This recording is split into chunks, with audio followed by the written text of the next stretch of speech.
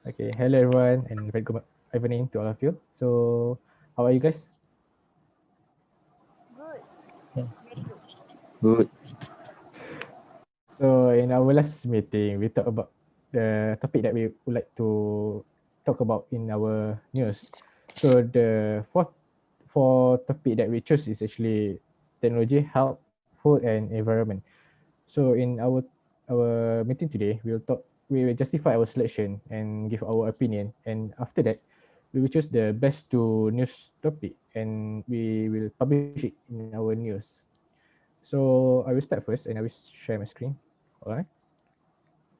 Right. Can you guys see it? Yes.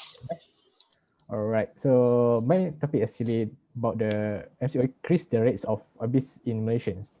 So as you can see in the article news from The Star, which actually talks about the rates among Malaysians since MCO.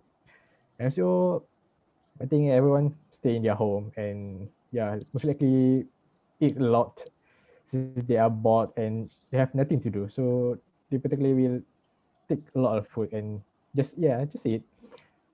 So actually, what is obese? Obese is actually a person with BMI that over 30.0. So the normal BMI of a person should be around 80.5 until 24.9. And after, if the BMI of a person exceeds 25.0 but not exceeds the 30, it's actually called overweight. So in this particular news is actually ask a person and ask them how they are doing in the MCO. So actually this person, Walter he says that he already increased her weight by 2 kilograms. So she said that she just she is hungry, she will just order the food rather than the normal day where she needs to travel to get the food. So if she needs to travel, she will burn some fat and energy. So since most people stay at their homes, they will just most probably sleeping or just playing games, and they are not burning their fats and energy. So by adding more food, they actually increase the fat in their body, and this will lead to obese. And actually, being obese is not good because it can increase the risk of contracting chronic disease. So lately the COVID-19 actually. So COVID-19, the patient with obese is actually quite hard to cover from it, since your body is already fighting with the obese, and plus with the COVID, they are double disease at the same time. So it double the burden on their body. So Malaysia actually have the highest rate of obese among the Southeast Asia country. So the rate of Malaysian with obese actually 15.6%, and followed by Brunei 14.1%. So actually it's quite high, very high number. So it's quite concerning, seriously. So this talk about the BMI of a normal person, the obese and overweight persons. So the BMI should be around, your weight should be over more than 35, and BMI of over 30 is really obese. And the factor of obese actually lack of physical activity and increase of rate of eating. So this particular medicine expert, he talk about the food intake is not accompanied by energy expenditure through physical activity. This excess energy is stored as fat in the body. So as I mentioned earlier, since everyone just stay at home, just not doing anything, the excess energy we store as fat, and we increase the fat ratio in our body. So this is the data that show the children aged from 5 to 17 already have access rate with 29.8%. And NCD is actually non-communicable disease and the COVID-19. And this talk about the NCD, so diabetes, kidney failure, and heart disease will increase if you have obese. And yeah, the kidney actually, if we a diabetes person is actually the kidney will malfunction and sooner or later it will fail. And yeah, I think that's all from my article. I will pass to the next person. Yeah, sure.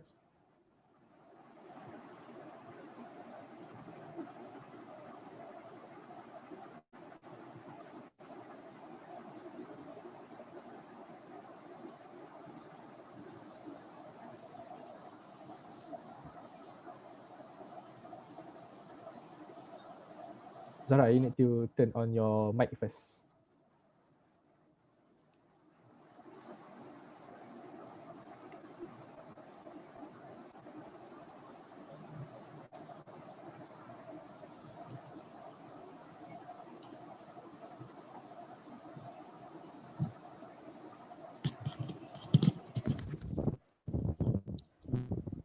Okay, you guys hear me? Yes.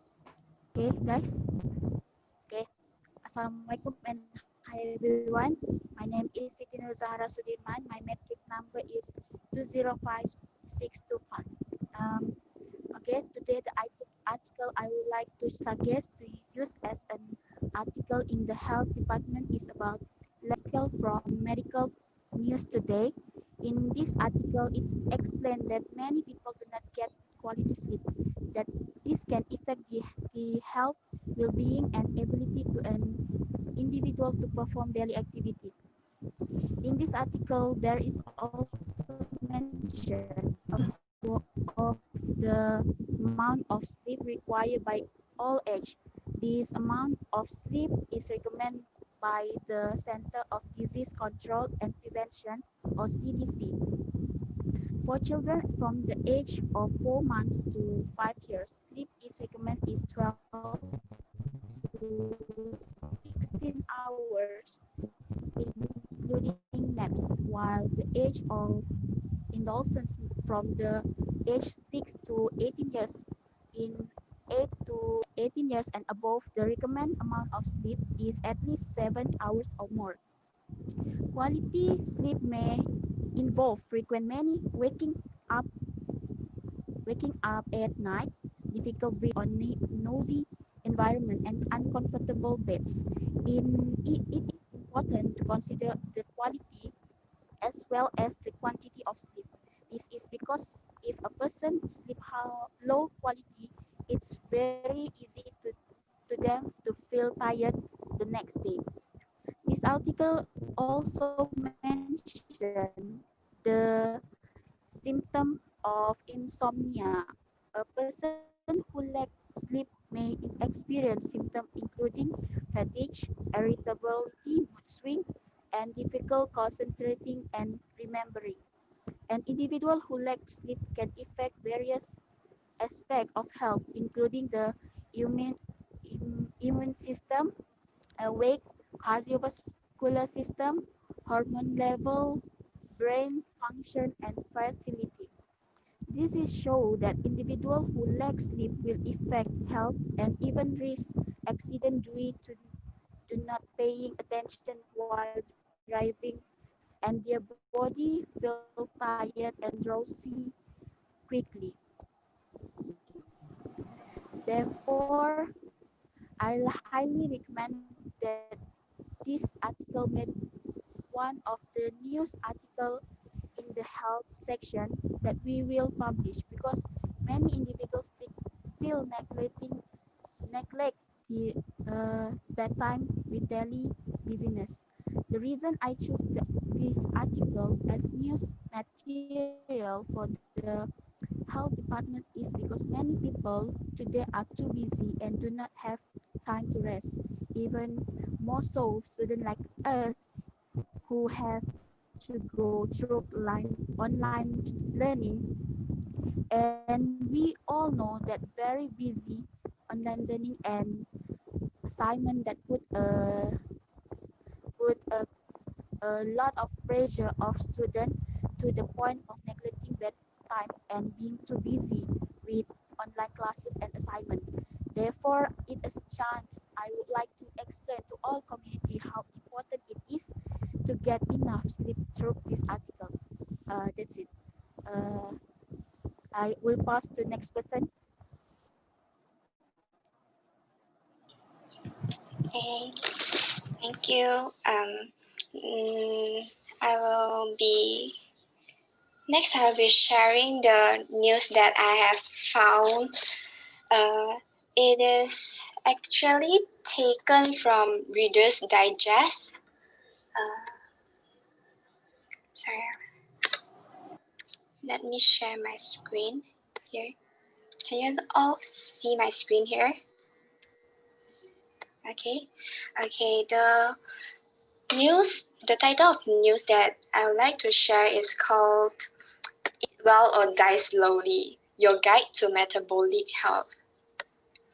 And this simple introduction for this article, it says that the rate of metabolic disease such as dementia, heart disease, and diabetes in the UK have risen. To be honest, it's not only in the UK, but in many countries, including Malaysia, the rates of metabolic disease are increases as well. So, a nutrition expert, Dr. Esther Lita, believes that the reason for this is simple. It is because that we are eating too many carbohydrates. The main idea for this article is actually stating that carbohydrates are the death of the human race, like, because it's something that subvert our cognition, because most of us know that cholesterol and fats really lead to heart disease, but the carbohydrates that we eat every day somehow uh, have the same negative effect as the cholesterol and fats as well. So this article did explain that what happened when we eat too much or too many carbohydrates. So this is more of biological information. So the next part of it is explaining that why is high carbohydrates intake is harmful and why it is so common. Because as we know that we already get used to the norm that we have to eat according to the food groups in the food pyramid, right? So this is why that we don't think that eating too many carbohydrates is harmful for our body, because it's the energy source for our body, right? So, but the nutrition expert, the Dr. Astrelita, said that uh, carbohydrates is also one of the source of the metabolic diseases. So it's said that we should reduce the intake of carbohydrates so we ourselves can lower the risk of getting chronic diseases.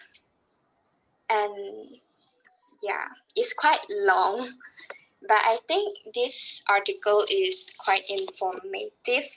So maybe we could take it into consideration of including it in our news publication. Yeah. So maybe we can rethink back that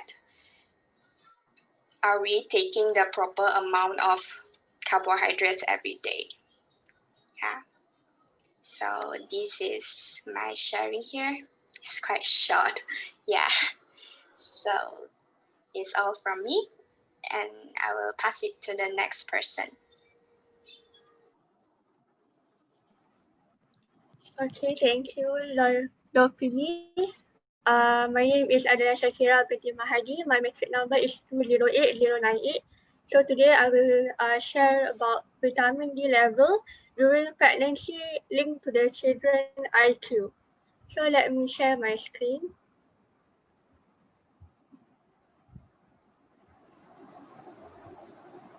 Can you see my screen now? Okay, so the news is about vitamin D level during pregnancy linked with the children IQ. So the news published when to November 2020. So the summary for this news is the studies show that mothers' vitamin D levels during pregnancy were associated with their children's IQ.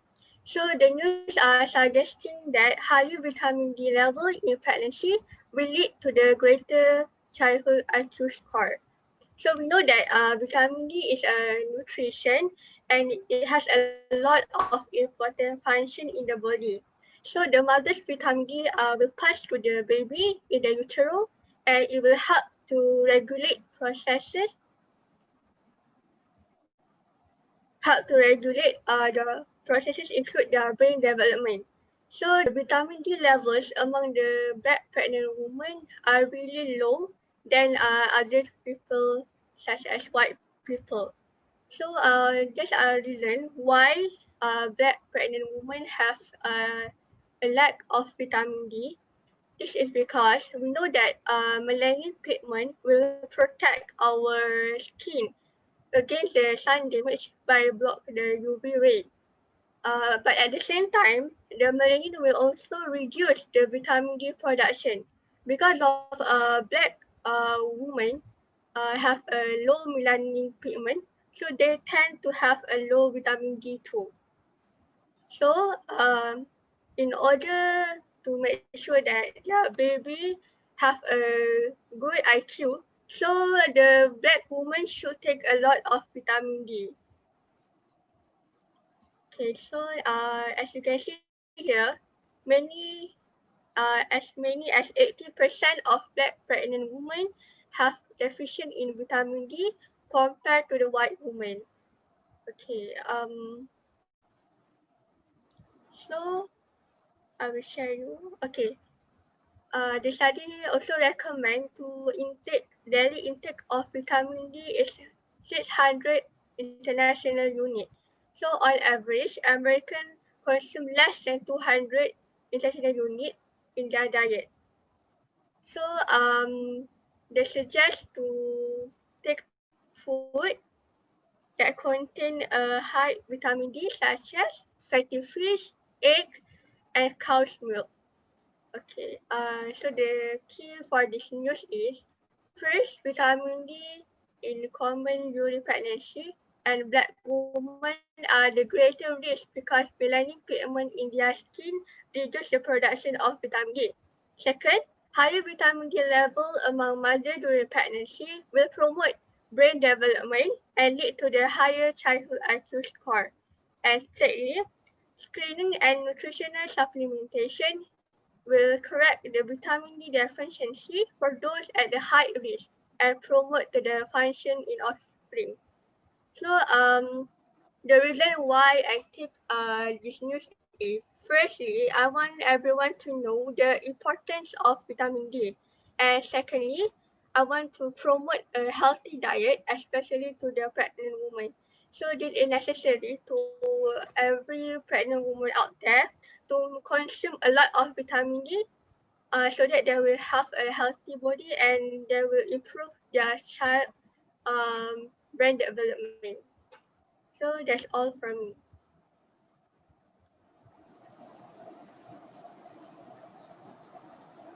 Hi, Assalamualaikum. Okay, my name is Farah Najha binti Manaf and my matrix number is 209062. So today I want to share about depression. So first of all, according to the World Health Organization, depression is the leading cause of disability worldwide, and it is a major contribution to the overall global burden of disease. Okay. Unlike physical condition like high cholesterol, depression is a mental illness that is harder to understand. Some people think that having depression is the same with feeling depression. It goes without saying that everyday folk do not always have the best of days. Failing your driving exam, getting rejection, getting into a fight with a loved one, even a dark, cloudy day can make you feel sad. Sometimes you don't need anything to make you feel that way at all. Sadness just pops out of nowhere. But for most people, that feeling of sadness will be swept away soon enough. Okay.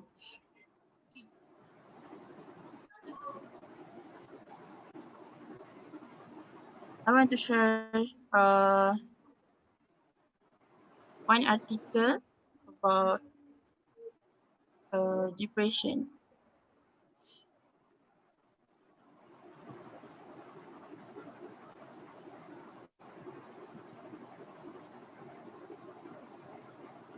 Can you guys see my screen? Okay. What is this article about is 20 years old of girl committing a suicide after FB page spread into a cyberbully. Okay. Maybe some of people thinks it is a joke to make fun of other people's, but not for uh, some of the people that take it serious. Okay, cyberbullying, while a relative one new phenomenon is in society, has already claimed far too many lives for us to continue to ignore. Uh, the prevalence of the issue has grown to such a scale where flippant comments and criticism can be made about person, with the investigator often escaping scot-free despite the mental and in some cases physically trauma they live in their wake. Okay, what is actually happened to this young girl is uh, she was believed to commit suicide, leaving behind a note that suggests that she had fallen victim to cyberbullying. Okay. The incident was said to have happened after a video clip of this girl and her Bangladesh colleague reenacting to sing from a Hindi song on the video sharing platform TikTok was shared by another Facebook user who ridiculed her for supposedly dating a foreigner. Here are the posts. Post this to TikTok. Okay. The mocking caption which the admin wrote is in the Tamil reading, no matter what happens says, never leave me. In a matter of time, netizens will be giving you their blessing. Harsh, skating and completely unwarranted comments soon follow after a number of fake Facebook accounts, including one with as many as 7,000 followers, made the video viral. Many had condemned her for being with the Bangladesh worker, while others suggest she was easy character. Okay. Despite calls to the administration of the various Facebook page to take down the video and with a report filed to the police on 16 May, reported that the video continued remain to social media. It wasn't until her death did the video get taken off social media. According to her family, this girl was already engaged to her boyfriend of 3 years and were to be wedding in December. There was absolutely no truth to the claim that she was dating her colleague. So this girl family is now seeking justice over her untimely and sudden death, with Seberang Perai City calling upon the government to look further into matters of cyberbullying. Okay, maybe I choose this article because I want everyone to uh, know the important and the disadvantage of cyberbullying. Maybe we think that it only for a joke about our friends. Maybe not only about the couples, but maybe about the physical or anything else. So the cyberbullying is very uh, important to take note about other people's because maybe it can lead to depression for some people that cannot accept what others say, or maybe they take it seriously. Okay, that's all from me. Thank you. So I pass to the next person. Okay, I will continue. My name is Mira binti Muhammad Nawawi. Firstly, let me share my screen first.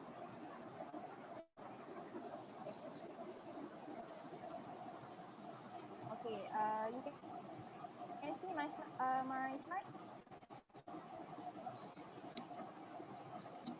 Yes. Okay, okay. Basically, this news is about the advantages or and the disadvantages of donating blood. It is a simple subject.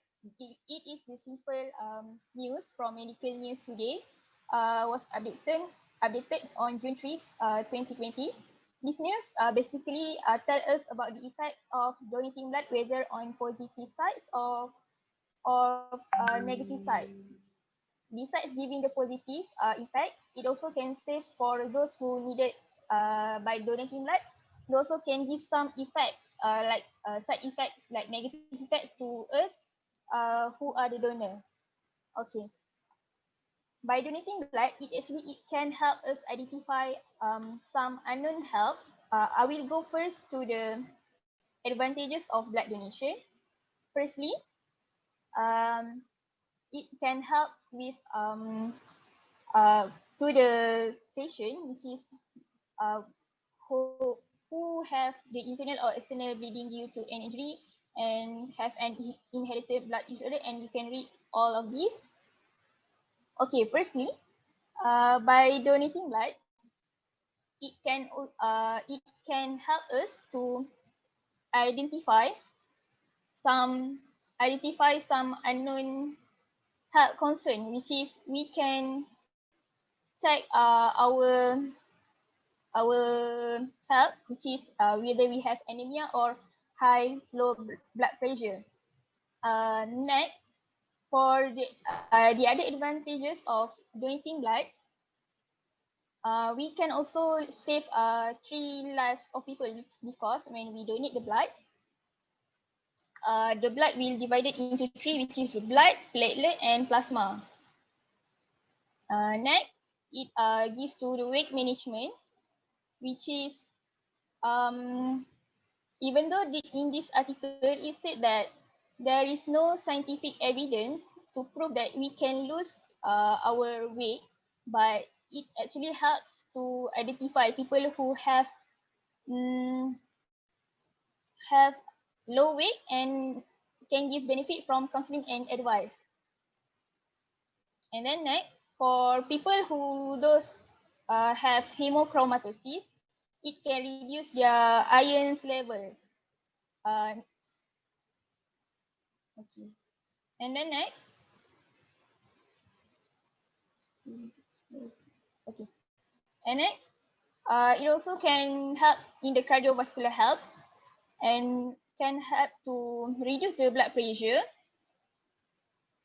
Lastly, the researchers in this news said that by donating blood, it will help us to live longer and decrease the chances to develop cancer. This one. For the advantages of donating blood, it is safe actually, but sometimes it will give some like side effect which leads to weakness and dizziness for for the donor. Some cases they will get bruise and bleeding, and these symptoms usually disappear within 24 hours. Some cases, in rare cases, it will give more severe adverse effects such as low blood pressure, muscle contraction, vomiting, and else. It also will affect on sport performance, but it's not proven yet. That's all. Because I chose this news article because the National Blood Center told that people who are donating blood are decreasing due to the COVID-19, and especially also for people, other people who afraid to donate, and sometimes they give reasons that they are busy to donate their blood. Maybe by using this article, it might encourage some people to go out and donate their blood. That's all for me. Thank you.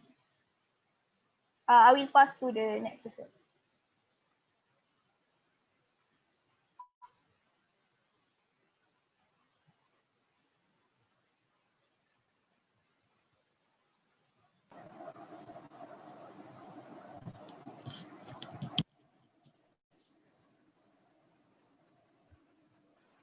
Let me stop first. So let me share my screen first.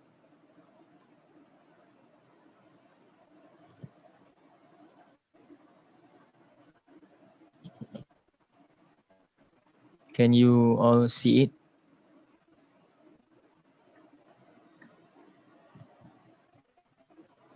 No. Okay.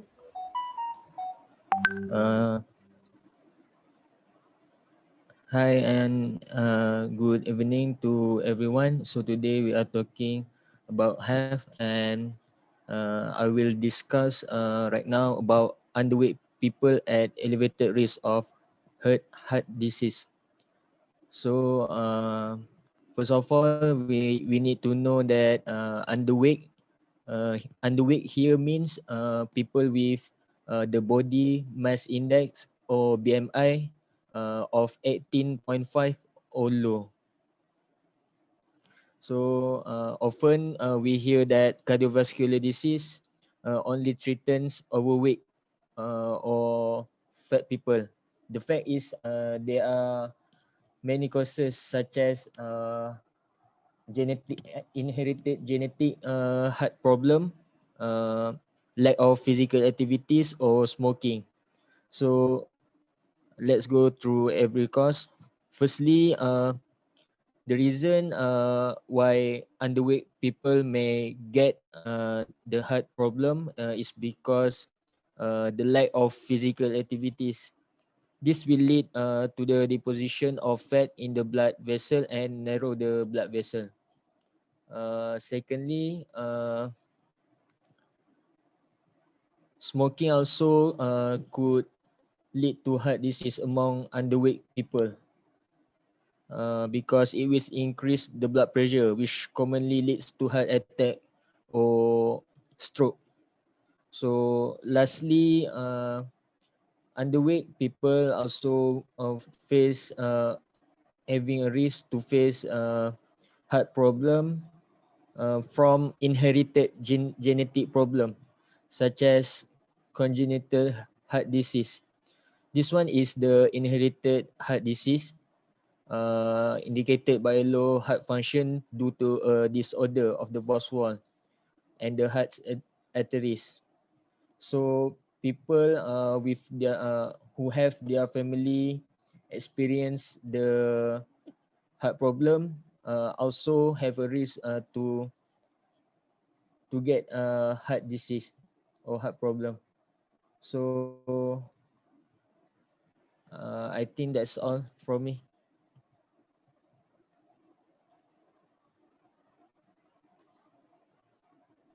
So I will explain about my opinion on the health issue that we're going to put into our news. So you guys hear me? Yes, okay. My title is, should you take a dietary supplement to prevent disease? So before we come up to a conclusion for us to consume any kind of supplement to prevent disease, there are a few things to be considered. Firstly is a healthy diet comes first. This is because consuming supplement only makes sense for some of us, not for everyone. For example, for elderly, pregnant women, breastfeeding babies, people who have certain disease or condition that affect absorption of nutrition, which also considered as nutritional deficiency. So these person are eligible or are mm, what can take the supplement. It's better for them. So in this article, a registered dietitian nutritionist who is from Academy of Nutrition and Dietetics state, it said that if any time somebody is missing major food group, the first question is, can we target the missing nutrient with food? If not, then we look into supplements. And then for the second thing to be considered is about too much of good thing in one supplement. When we consume any kind of supplement without realizing the nutrient inside our body become excess the normal level, it can lead to some side effect, probably bad effects. For example, once you over 50 years old, you are at very low risk of iron deficiency, and there is no need for iron supplement. So if they consume the iron supplement, it will cause gastrointestinal irritation or even more serious iron deposition in liver and other tissue. And then the last one to be considered is about the overclaim supplement product.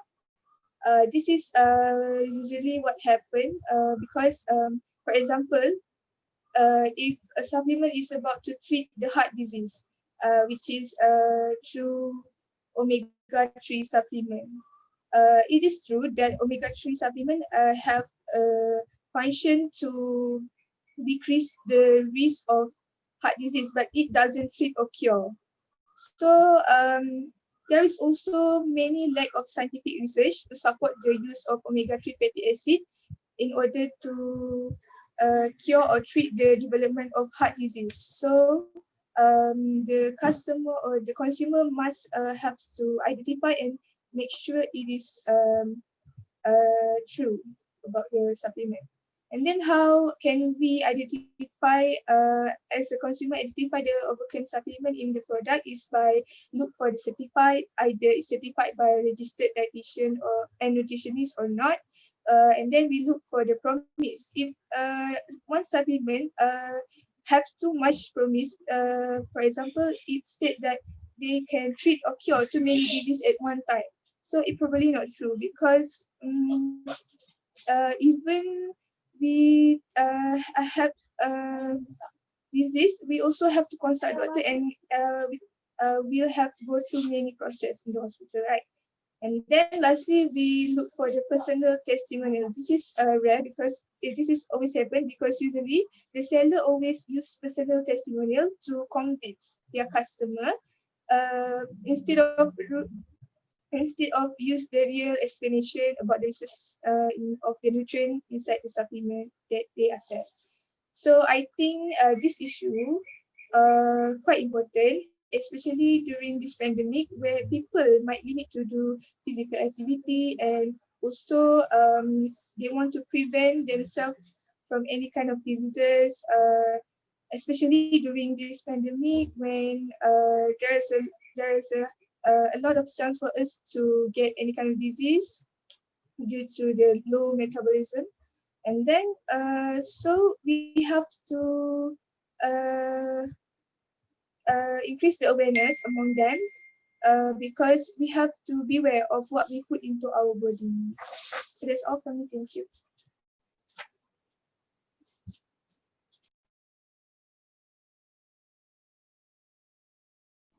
So thank you everyone for presenting your news.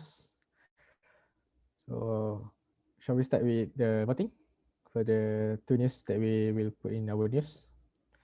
So for the first news, actually from my own news, which is MCO increase the obesity rate in Malaysia? So if you agree with the topic, just raise your hand and I will calculate the voting. So anyone agree with my topic? Anyone?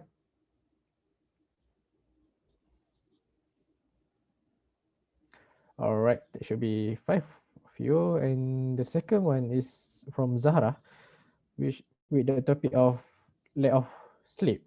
Anyone you agree with her topic? All right. So the next one, which is from Pei, with the title of Guide to Metabolic Health. Anyone did you agree with her? All right, should we try? The next one is from Desha with the vitamin D level during pregnancy linked with child IQ. Anyone?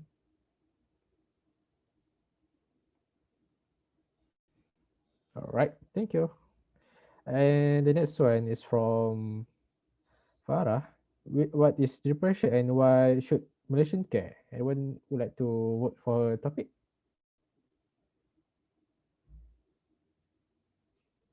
All right. The next one is from Munira with the topic of advantages and disadvantages of blood donation. Anyone? All right. The next one is from Izati. Should you take the three supplement to prevent disease? Anyone? Right.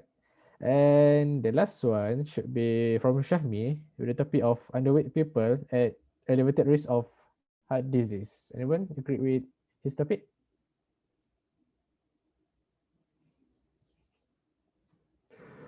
Okay, I think that's all.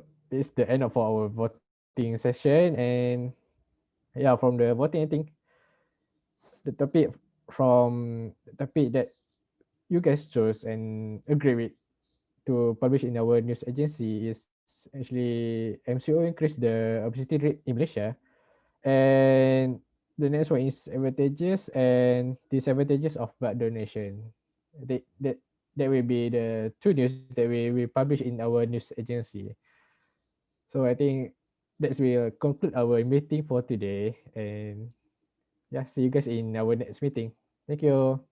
Stay safe and yeah, enjoy your life. Bye.